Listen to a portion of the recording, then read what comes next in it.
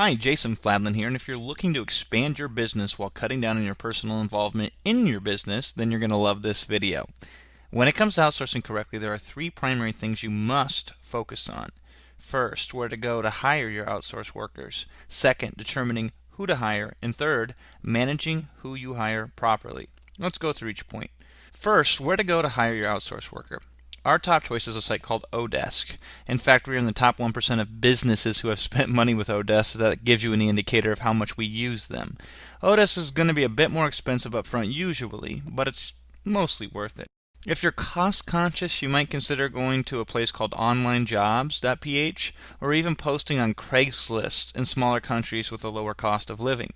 Ideally, over time, you'll start to find some really good outsourcers, and then you can utilize the best place to get outsourcers, through word of mouth.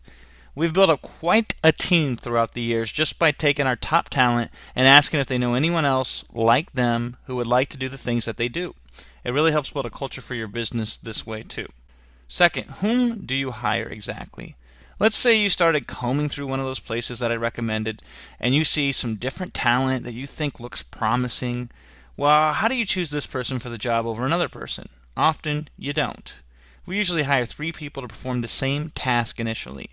Now, it might seem wasteful, but experience proves otherwise. If you outsource linearly, meaning you delegate one task and wait for its completion before moving on to the next task, you're going to have a bad time. Here's the real scoop. No matter how much vetting you do, no matter how promising the resume looks, no matter how many 5-star ratings or good feedback the person has, you just don't know. You don't know how good they'll perform at the job you want to give them. So don't give them the full job at first. Just give them a small piece. And give the same piece to the best 3 people you find. I like to spread the cost too. I try to find a real cheap provider, a middle-of-the-road provider, and one on the high end. You'll discover what you pay and the quality you get are often 2 different things. It's very possible with this strategy to find unbelievably talented people who work at competitive wages. Finally, how are you going to manage your outsourcers? There are 2 considerations here: the tools you use and your process.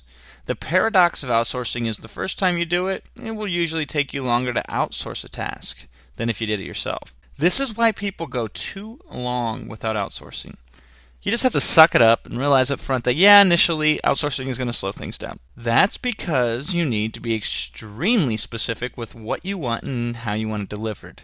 Then you need to set milestones and checkpoints, as well as getting status updates from them at least once a day, ideally twice a day if you can swing it. You should also prepare to communicate to them with redundancy in place. For example, make them send you both a Skype message and an email when they complete a task. This way nothing gets lost. Consider using something like Dropbox or Google Drive to check things in and figure out how you're going to handle updates and version control as well. Ideally, this should be thought out in advance of hiring the outsourcer. So there you have it. If you're dealing with the prospect of outsourcing and it's sort of freaking you out, no sweat. Just focus on using the places we recommend to hire talent and go through the process of hiring the talent and communicating with them how I described in this video. If you want to know more about the outsourcing process, then check out the description below this video.